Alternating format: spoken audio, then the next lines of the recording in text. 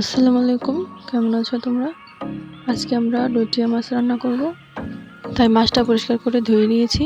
কড়াইতে দিয়ে দিয়েছি সাদা তেল, এর সাথে দিয়ে দিয়েছি রসুন কুচি। এবার দিয়ে দেবো পেঁয়াজ কুচি। পেঁয়াজটা ভালো করে ভেজে নেব। দিয়ে দেবো 1 চামচ আদা রসুন বাটা। এবার আদাটা ভালো করে কষিয়ে দিয়ে দিয়েছি সামান্য পরিমাণ পানি। এবার 2 চামচ পরিমাণ দিয়ে দিয়েছি হলুদ মরিচের গুঁড়ো, দিয়ে দিয়েছি স্বাদ মতো লবণ। এবার দিয়ে দেবো আলুগুলো দিয়ে ভালোভাবে কষিয়ে নেব। এতে আমরা মশলা একটু বেশি ব্যবহার করেছি, যেহেতু লইট্টা মাছ রান্না করছি তাই একটু মশলাটা বেশি ইউজ করেছি। তোমরা যেমন ঝাল খাও তেমন অনুযায়ী মশলা ব্যবহার করতে পারো। এবারে অল্প পরিমাণ পানি দিয়ে কিছুক্ষণ ঢেকে দিয়েছি। এবার ঢাকনা খুলে নাড়াচাড়া দিয়ে দেব। ভালোভাবে কষিয়ে নিয়েছি। এবার লইট্টা মাছগুলো দিয়ে দেব, দিয়ে আবার কিছুক্ষণ একটু নাড়াচাড়া দিয়ে কষিয়ে নেব।